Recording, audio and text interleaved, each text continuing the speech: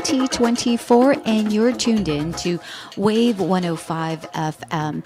My name is Berlin Savella, Public Information Officer with the Guam Police Department, and producing our morning talk show this morning is Miss Reese Espinosa, and our lovely guest for this morning is Lieutenant Nick Garrido with the Guam Fire Department.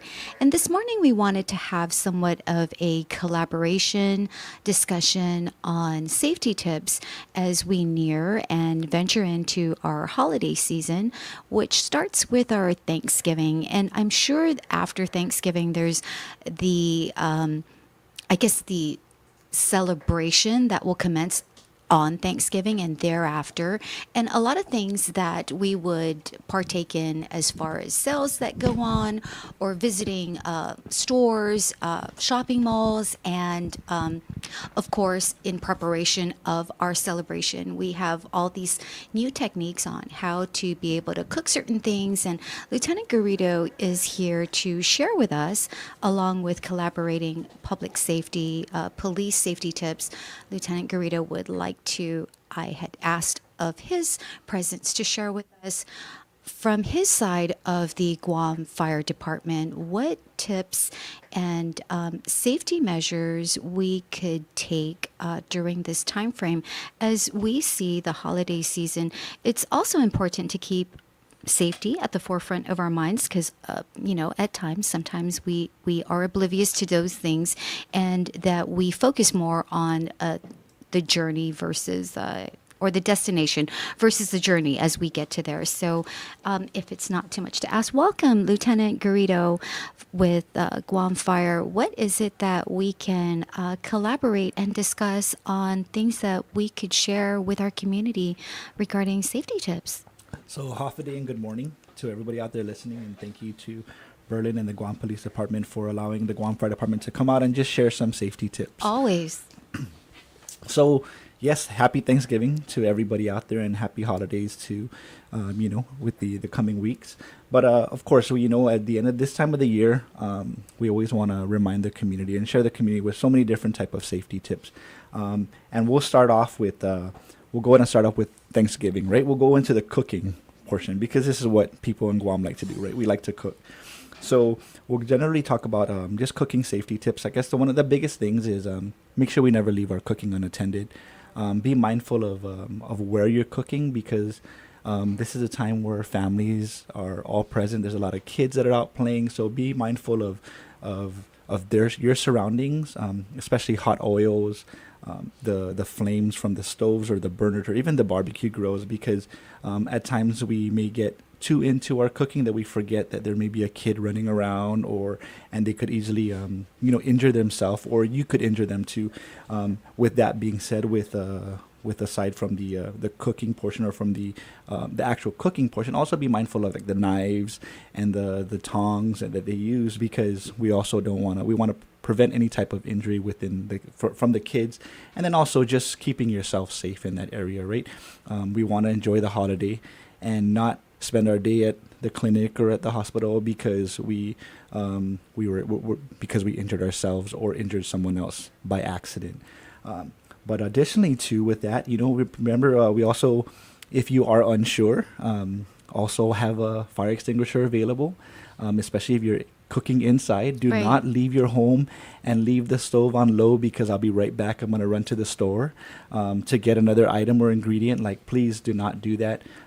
This time of the year, based on statistics from 2022, Thanksgiving was the highest, according to the NFPA, for home fires in 2022, with just under 2,000 home fires in 2022 on Thanksgiving Day.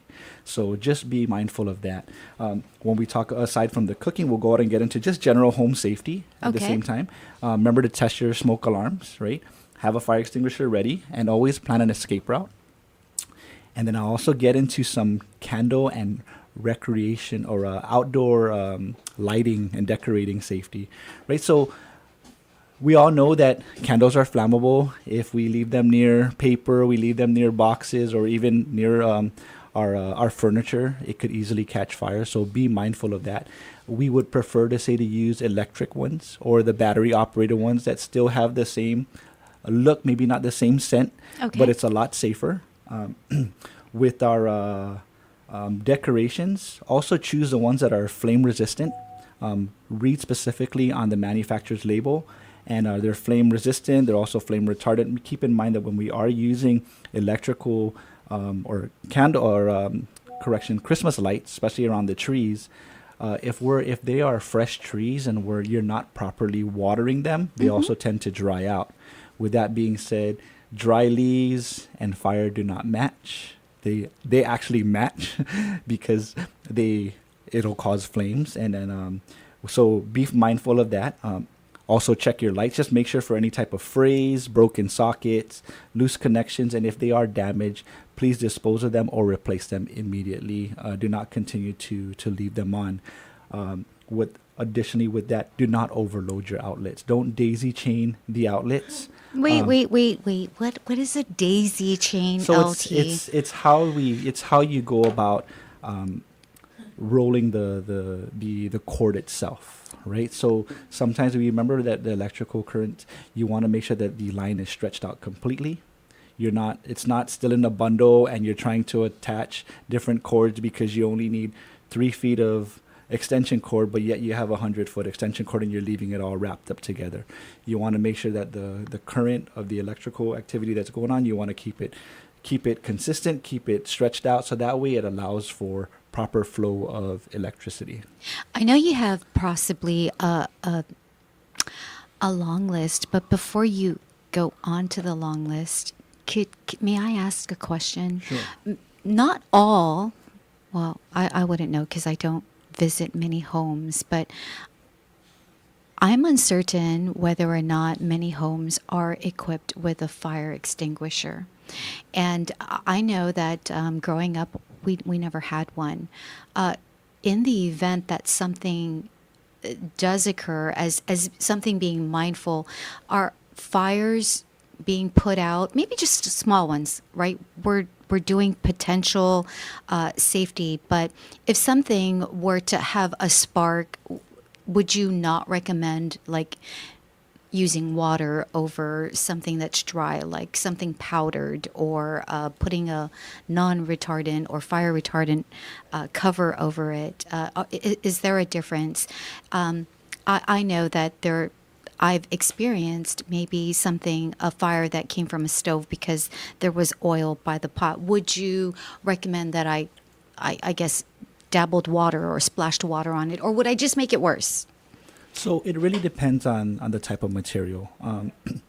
You have your A, B, C, K fire extinguishers that have different types of chemicals within them that are specific to certain things, right? Some of them are like the K class K fire extinguishers are for kitchen fires, greases and whatnot. So just being mindful that if you don't have the proper equipment, or even if you did, the safest suggestion is to evacuate immediately and call for help.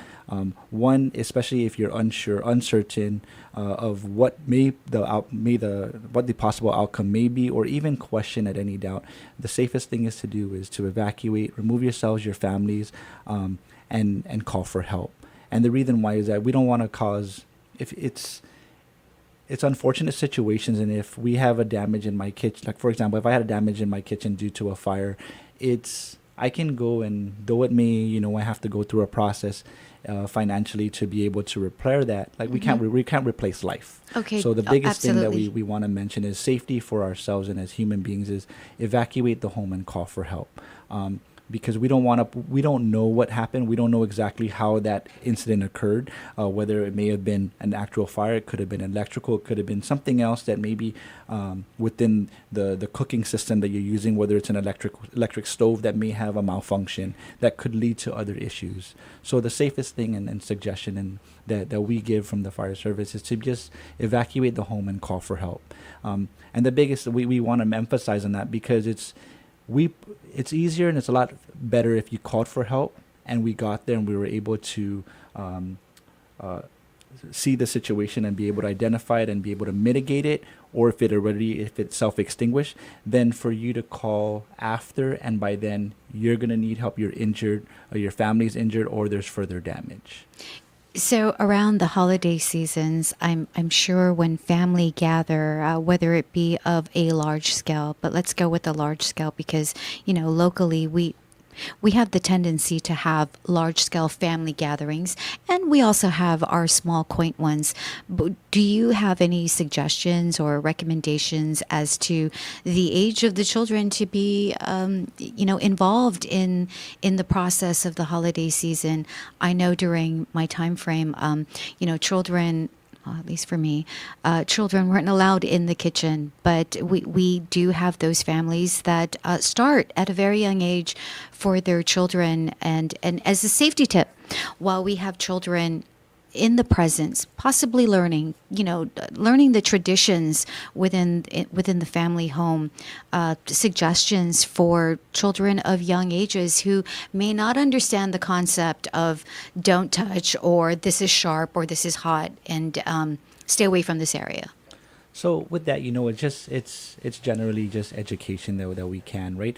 Oftentimes, to some kids, the younger ones, they're just unaware, right? And they're too young to even know what's right and what's wrong. You got 1-2 year olds that just want to put things in their mouth. They just want to go around and they see any little item and they think it's a toy.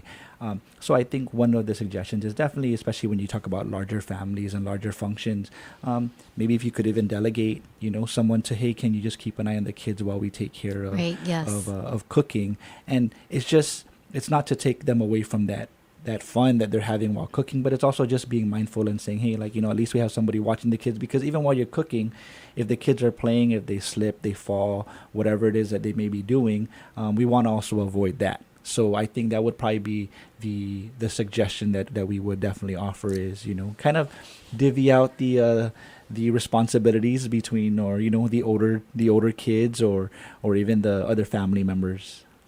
That is really helpful information, and I'm sorry that I had interjected before you went even down further as far as speaking. And again, starting off with the cooking area, and the takeaway for me with the short time that you were sharing is, I don't know if that's a term, the daisy.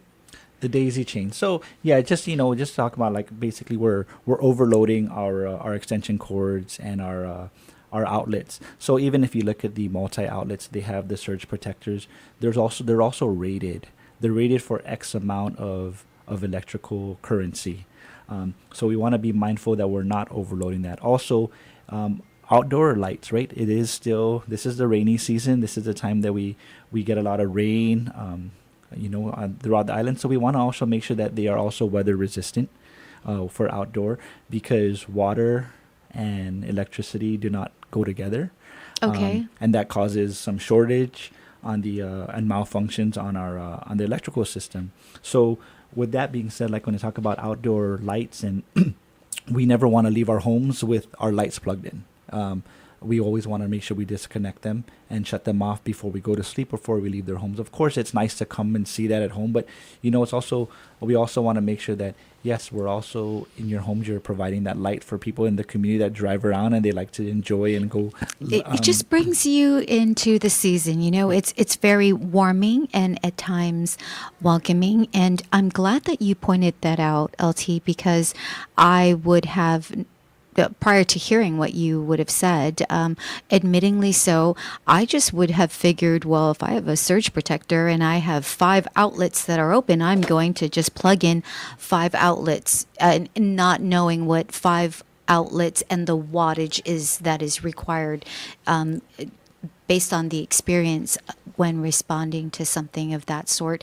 Would you see, or would you be able to even comment to say that could be a potential as to possibly starting an overload on a particular area of the electrical side of the home? Correct. Yes, and I definitely can be able to elaborate a little bit on that, right? So we look at our electrical stoves and electrical ranges, right? So they produce heat, very similar. And then also the holiday season, right? Where it kind of goes in line with holiday parties. The women like to get ready, and and sometimes they're using their the curlers Come or on, we had to go I, there. I'm just bringing it up because it attracts heat. It creates heat. So when heating elements like the gas dryers, stoves, those type of things. So just being mindful that when we overload those, when it's supplying heat, it's pulling more power as compared to a blender or compared to something a little bit more smaller, as far as the type of use. But when we're creating a heating element, it pulls a lot more power as it takes time for the element to heat up. Wow. Okay. So, takeaway for me is don't overload with the hot iron, the flat iron, the curling iron, the blow dryer, Correct. right, Miss Reese, and everything else that comes with it, and make sure that my lights are not plugged into the rest of the things that I would possibly or potentially Yeah, use. and definitely, right. And it's not, it's just, it's in general, right. We want to talk about it because even throughout the year, right, we have other functions throughout the year, and sometimes we tend to forget about those things, right. Like even sometimes we're like, hey, did I shut off the iron? Did I unplug the iron that I was just ironing my clothes with? Because it's a heating element, and heat, and on top of the iron board, if it's cloth or whatnot that you're using, it could also potentially cause a fire. I have a question here from asking for a friend. Should you plug something in and you see sparks, do you touch it or just leave it alone and let it continue to spark? You should leave it alone for as long as you're unable to at the end of the keeping yourself safe. Leave it alone. If you have access to like your breaker, then you shut off your main breaker, and then you kind of would be able to do like your investigative services from there. Whether your power has been shut down to the rest of your house, now you may be able to go over there and unplug it. Okay. And then you also kind of touch bases, LT, on fire extinguishers. Do you have a recommended place where these fire extinguishers should normally be located? I mean, I'm sure it's more of accessibility, visibility as well, but is there, based on if you were to do an assessment of a fire inspection or a home inspection, or maybe somebody's asking for your expertise as to what would be the better place or where would be the better place to store or keep a fire extinguisher accessible. So when we talk about the fire extinguisher, the one that's probably be most accessible would be at any entrance or exit of a home, right? Like you mentioned in the kitchen, if you kept it by the door, at least it's already common that hey, as you walk in and out of the door, you see exactly where it's at. You won't forget. It's not going to be hidden in a cabinet behind other items. So you have it easily accessible. Definitely, a kitchen would definitely be something. And not blocking the accessibility of it with all the shoes and the bags that's piled up on it. Again, easily accessible, and these are something that that could be purchased at I want to say a hardware store or They're out at hardware stores or other safety stores throughout the island. okay. And then you were heading off to the types of trees and the types of potential candles. Of course, that one was new to me as to not wanting to, or not avoiding to have to leave the lights on while we're away, and the types of cords to be used towards the exterior So versus the definitely one of interior. the big things you got to look at is whatever cords or any type of decorations the user decides to use. Please just read the manufacturers because there's indoor lights and there's outdoor lights. There's weather resistant ones and then there's just the standard ones. Just like I mentioned, even with the extension cords, right? You got indoor extension cords and you got outdoor for outdoor use. So just the biggest thing is to read the manufacturer's label on all these items to make sure that you're using the proper one. And with up to date technology and new materials, there are flame resistant or flame retardant decorations out there, along with the trees. Yes, it is do based on your experience. Is a live tree more susceptible to a decorated tree as far as the type of heat So for it just kind lights? of like right, like I mentioned, is if you're not properly watering the trees accordingly, they They tend to dry. dry out as compared to an artificial tree. the artificial tree is going to be the same way it is today as it will be tomorrow. With the with the real trees, Yes. they dry out. They also, just like it is out in our open, right? If you have post storm, right, when we have trees that dry out and then they tend to they break, they fall apart. They're dry. They're a little bit like kind of like the wood that we use, for barbecuing. You once you cut them and they start to dry, that's when you're able to use them to cook on. So just being mindful that if they dry out and they are not properly watered daily as they should be, and then you do have any frays or anything within your lights that you have set up around it, it could definitely be a potential fire hazard and could cause a fire. So, coupling with your safety tips, Reese, would you be on island over for the holidays? Not just for Thanksgiving, but the upcoming holidays, maybe Christmas or the New Year's? Oh, hello. There we go. Okay, I believe so. I'm planning for a trip as we get into the new year, I think. But for the most part, I think I'll be here for the holidays. One of the safety tips that maybe I'd like to share with you is when you do intend to, or if you foresee yourself intending to travel for the holidays, finding a trusted neighbor and or a family when traveling so they're able to keep eye on the property, right? And one of the things with that being said is that I do know that not very many, or that there is a not necessarily a trend or so, but we've minimized in our family, how would you say it? Our families have condensed because they have gone off island, and what used to be such a large family has now spread their wings and have gone off island, right? So for those who choose to intend to want to visit your family members off island, or maybe take that vacation with your family, one of the great tips that we can identify from the Guam Police Department is number one is finding a trusted family member or a neighbor to keep an eye out on your property and keep in communication with you, and locking the doors. That something as simple as locking the doors. We encourage that you lock your home when you are out and about, and also your vehicle doors when you depart from your vehicle, from arriving to your location during the holiday seasons, whether you're visiting your family or you're out there trailing for that Black Friday special. Those are one of the things. And if I could also add if you can be mindful for the distractive driving, right? Majority of the time we are either navigating through our phones to figure out or to find out or to get the information whether a store is open or whether they're having this sale that we would like to partake on. Keep the focus on the road. It is a violation to be utilizing your phone while operating a vehicle. Avoid the texting while you're driving. And, if you're able to use your Bluetooth, that would be helpful. And should you choose to enjoy your holidays and find yourself having to go back to your place of residence, going back home, and drinking may be a part of your holiday celebration, contact a designated driver. Identify a designated driver for your family and your friends should you plan to drink, and a designated driver who is sober and isn't partaking on that drinking celebration in that sense.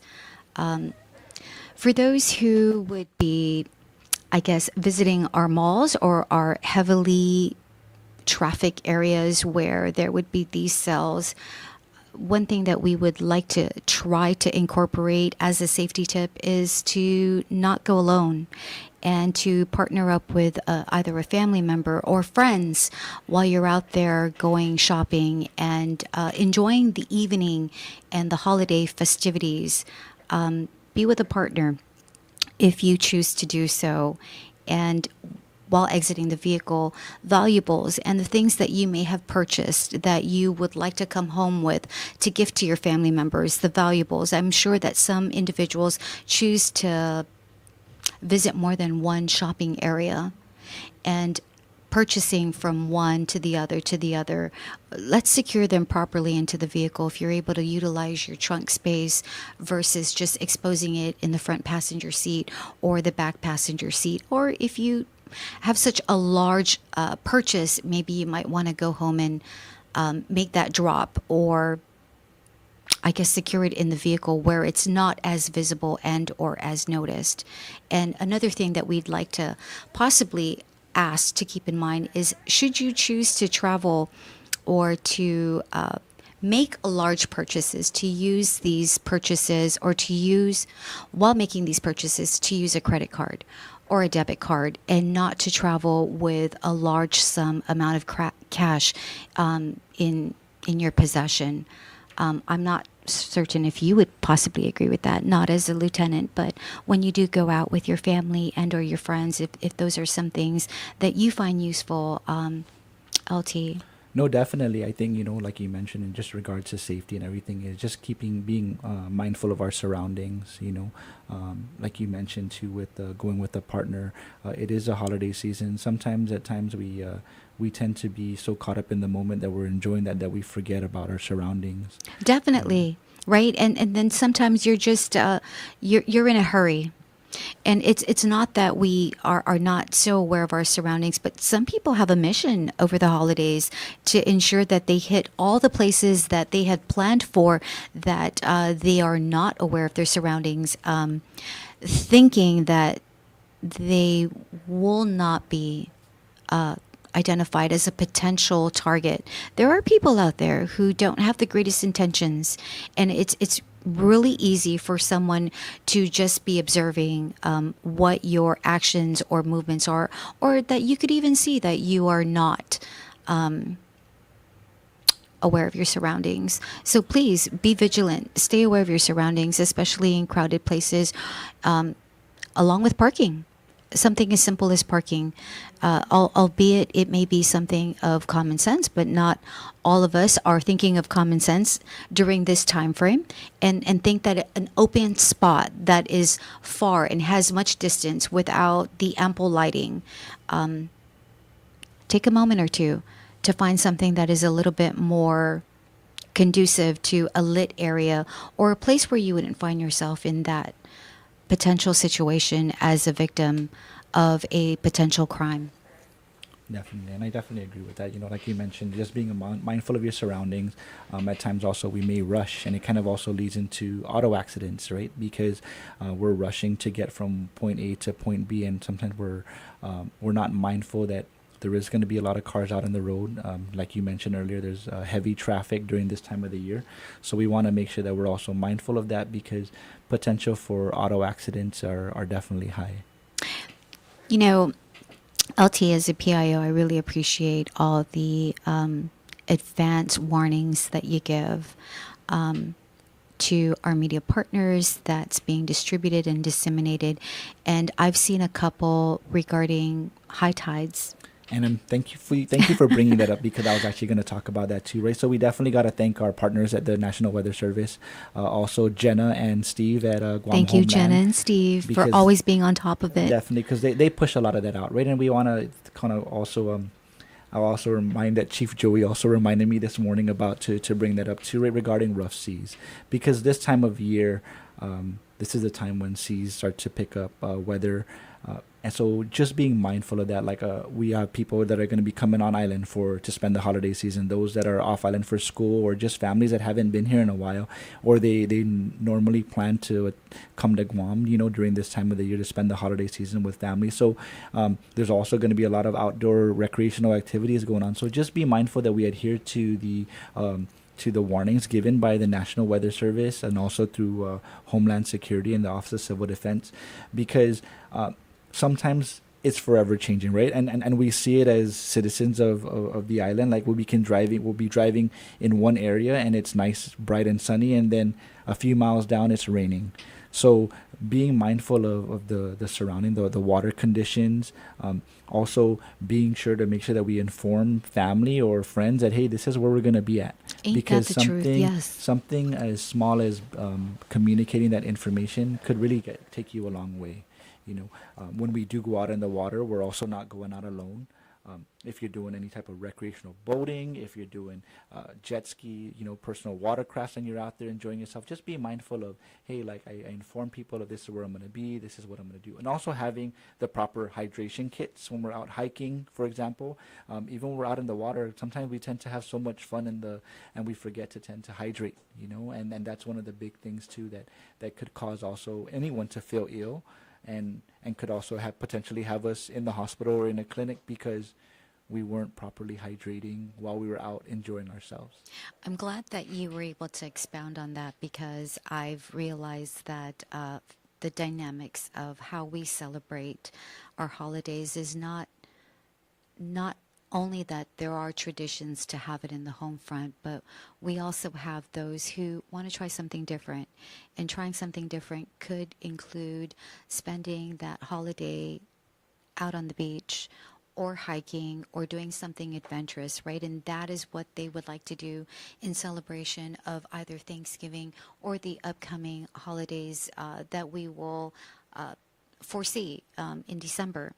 But with me requesting of you and thanking you for what it is that you put out there with regards to high tides, we also have things where they bring the barbecue to the beach. Any different from home? So- I mean, There is no different necessarily from home, but I guess one of the big things is that where you go. So some of the public parks and beaches, there are signs that are run by the Department of Public or Department of Parks and Recreation, or depending on who owns that particular area.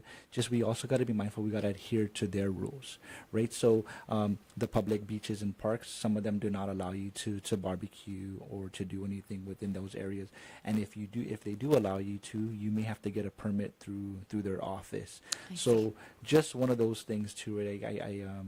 We want to make sure that we adhere to the rules and the regulations set forth by the particular agency or that controls that environment. And also, like you mentioned, right, we got the park police that go around and do their checks as well as the Yes. Guam police. So just be able to adhere to what their rules and regulations are depending on what area you're using.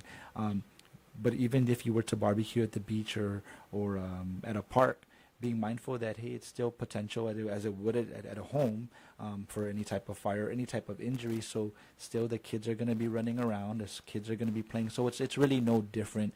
The biggest difference is just making sure you adhere to the rules and regulations set forth by that area of responsibility or whoever has jurisdiction of that area that you're barbecuing or you're enjoying yourself at.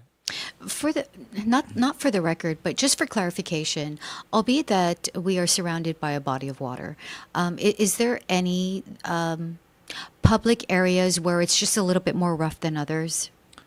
So there's definitely areas that are a lot more rough than others, right? Like we got the northern area, the Retidian, the Urunao area, the waters are a little bit more rough over there.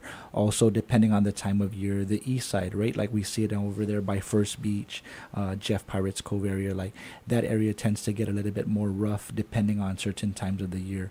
And also, what do you call it? With that being said, it definitely depends on the time of year. It definitely depends on weather conditions, water conditions. I can't specifically say like, oh, it only at this area it happens, because reality Thank you. is it happens throughout the island, right? We've had unfortunate incidences in Tumon. In Tumon Bay, we've had unfortunate incidents in the northern or even in the east side. So there's no particular area, just in general, being mindful of the time of year, the location, and then also at the same time too is adhering, like I mentioned, please adhere to the media reports and what's pushed out there regarding water conditions, also the pollutions, because ultimately we want to keep ourselves safe, keep the island safe, and keep the community safe. I agree with you. Yes, we collaboratively, law enforcement officers, along with the Guam Fire Department, we want to ensure that everyone has and is able to have a joyful and safe holiday that is upcoming. And I thank you for being a part of this discussion. And as we get towards the top of the hour, we're just going to take a short break and we will be right back. Feeling good, getting things done. Wave 105 FM. We are so thankful you're listening to our stations. Hafide Guahan want to wish you a happy Thanksgiving from the Morning Blender. Today, it's Paulie Super from the bright side. This Thanksgiving, let's take a moment to count our blessings, share our gratitude, and enjoy the love of family and friends. Happy Thanksgiving. Happy Thanksgiving from all of us here at the radio stations of Glimpses Media. That's Power 98, Wave 105 FM, and Route 99 FM. Havaday, this is Melvin Wampat Borja. I'm the Executive Director from the Commission on Decolonization, and I'd like to invite you to join us every Wednesday from 10 a.m. to noon for Challenge the Status Quo, where we will explore conversations around decolonization, political self-determination, and Guam's political status on Wave 105.1 FM.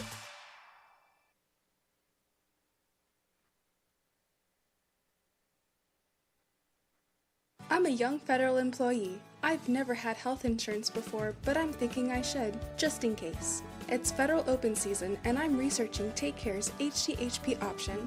The payroll deduction is really low. I get money in a health savings account to use, and it puts me in control of my health care. I'm choosing Take Care's HTHP option during the federal open season. You should too. Go to takecareasia.com to learn more.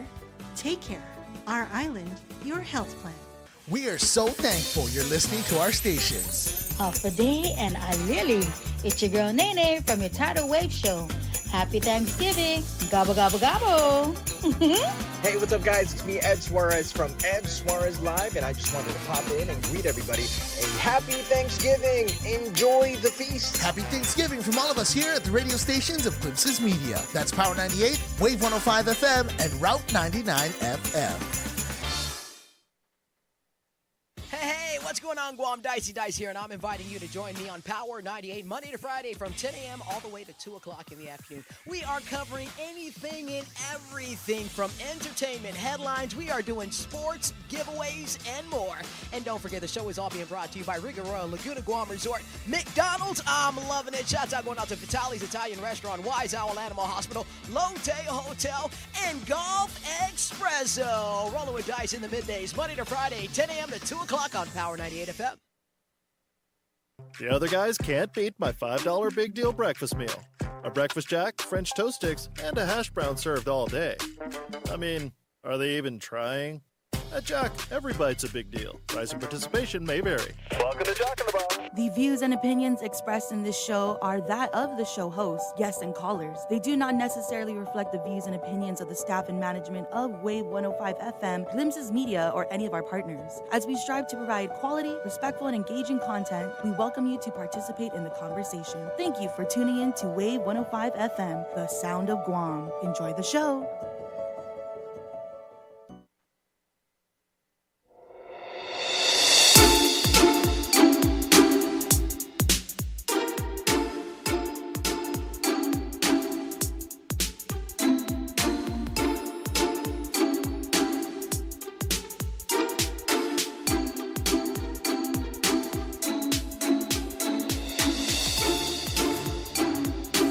You're ready. Hi. Half a day and welcome back. You're tuned in to Wave 105 FM. I'd like to give a great big thank yous to Glimpses Media for allowing the Guam Police Department, along with Chief Stephen Ignacio, for allowing us to come in every Tuesday mornings from 10 a.m. to 11 a.m. to share and to discuss with our community members on anything law enforcement and public safety. If I may, I'd like to kind of just cap off on some of the information prior to us parting for this morning's hour is safety tips for driving. Please be mindful of your speed and slow it down, albeit that we would love to get to our areas of destination to meet our family members, to do a pickup with our families, picking them up from one area to the other, to go and celebrate to that one home. Speed is something that we are asking the public to please keep at a minimum. There are posted speed signs, and we do still have speed limits to adhere to. For our pedestrians that are out there that are crossing from one intersection or from one section of the sidewalk or crosswalk, or intersection within our Tumon area, kindly use your pedestrian crosswalk. And for those driving, do know that our pedestrian crosswalk signs and lights are operable. So, with that being said, lastly, should you have any information to report a crime or a suspicious activity or any information that would be able to aid and assist on any ongoing investigations, our numbers at the Guam Police Dispatch are 24 hours a day, 7 days a week, and that is 475-8615 with the area code of 671 all the way through 8617. However, should you have an emergency that requires immediate attention, 911 is the number. And Lieutenant Nick, if there's anything else that you would like to add before we close off our show, please, by all means, share with us. Thank you. So definitely. So there are a few things I did want to add. So one of the big things, right, is we have the Christmas season coming up, and we like every year, there's gifts and there's presents. So there's gift wrappers, there's boxes. So one of the things I want to mention is Guam, we like to burn, right? Yes. So one of the things I want to mention is, yes, that there is going to be a lot of gift wrappers and boxes out there. But one of the big things you're mindful of is, burning is still legal. However, though, it does require a permit. So just keep in mind that if you decide to burn, please just call or visit your nearest fire station within your jurisdiction, and they will come out and be able to provide you with a burning permit should you meet the requirement that is asked of you.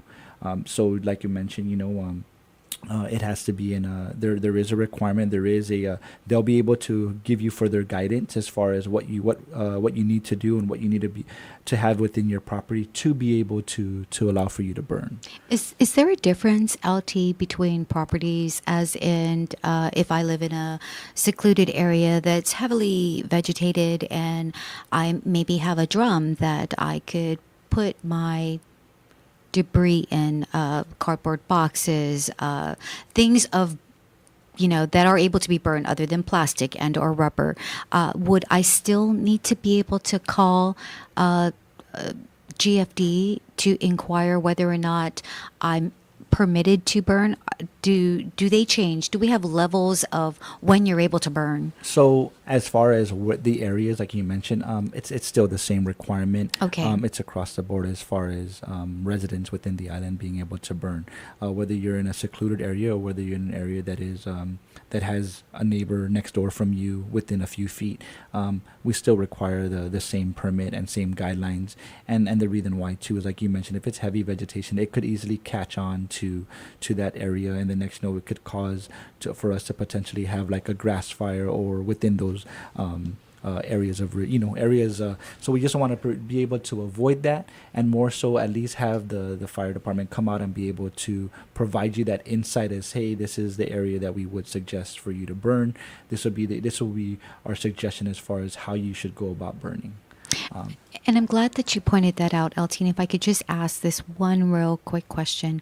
We do have some neighbors. I'm sure there are neighbors out there that feel they are obligated to or have an entitlement to because just maybe they were able to obtain a permit from the Guam Fire Department. Unfortunately, your neighbor next door may have a parent, a child, a family member who is sickly and is possibly has or is in need of more care, and they maybe have a respiratory issue or concern, or is suffering in some way, shape, or form. However, that permit that was obtained, we have a neighbor that says, well, I have a permit that I can burn. Are those things... Thank you for bringing that up. Does that change? It does. Thank you for bringing that up. Right, and that's the one we want to make sure we educate the public on that. Just because you have a permit to burn, should anybody around you make a complaint, that permit now becomes null and void. Okay. That permit allows you and gives authorization for you to burn. However, though, it becomes an issue, and I'm happy you mentioned, right, because we do have people out there within the community that may have some medical issues and concerns that we are unaware about as neighbors, right? And if it does cause any type of issue because of the type of smoke or whatever, the scent, then yes, that permit allows you to burn. But if somebody has any issues or complaints regarding it, then we would then respond out, and we would definitely have to extinguish that fire. But more so now that permit becomes void, and then those permits also expire. Locally, we have a strong hospitality. At least I grew up in that manner. And maybe back then it was something as simple as saying, can you kindly put that out? My kid's just kind of hacking away, or she has asthma at the moment. And that was not a problem. It really wasn't. We were able to communicate effectively, wholeheartedly, family oriented, to simply ask that the simple question of asking, could you kindly put it out? But unfortunately, we're not in that time era where we do come across individuals who possibly perceive themselves as an entitlement just because we recommend that you acquire and obtain a permit.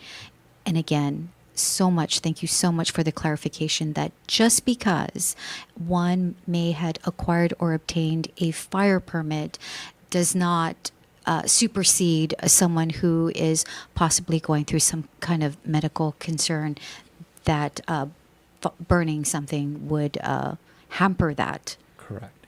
Yes. Yeah. And Ms. Reese, because we are in the Thanksgiving season, totally would like to give a big thanks for being our producer and guiding us through each morning, every Tuesday from 10 to 11, and communicating and keeping that open line of communication and accommodations when we are able to come in and share with our community anything, all law enforcement. LT, if there was any other information that you would like to share with our community. Yes. So, man, thank you. So there was one thing, she was actually on the show earlier with Patty, Carissa Pangilinan from Guam Behavioral Health. Oh, yes, and I think as public safety and just citizens of the community, she emphasized the number 988. And I want to just make sure that we kind of close this off to, happy Thanksgiving to everybody. Happy Thanksgiving, but, yes. There's also people that are out there that are struggling with things that we may never know about, right? But so as citizens of the community and culturally, we want to just look after one another and kind of also emphasize on what she mentioned that, hey, if you need any help, there's different outlets and resources out there available to each and every one of us, ourselves included, that we don't know what people struggle. So just to keep in mind and kind of elaborate, kind of reiterate what she mentioned earlier, that the number 988 is out there for assistance or for help, and if you are uncomfortable at any point, there's even the 911 as well. You can call and they can lead you in the right direction. Yes, and that's should you feel that you would need someone to speak to who can possibly provide you with some type of assistance. And I don't know if you remember that, Ms. Reese, we did speak of that in previous talk shows. 988 is a nationally recognized number that Guam also identifies for should you need someone to talk to during these time frames, these holiday seasons, starting off with Thanksgiving into our Christmas highlights and celebrations. 988 is identified and recognized here on Guam. And like Lieutenant Garrido was mentioning, maybe you forgot that number, 911 is also able to connect you with the right resources to get you to someone who you could speak to for that matter. Yes, definitely. And again, thank you for listening to Wave 105 FM. Thank you, Glimpses Media, for allowing us to come into your station, tuned in every Tuesdays at 10 to 11. Have a great and half a day. KGUM-FM, Agutnya, Guam. The sound of Guam is Wave 105 FM.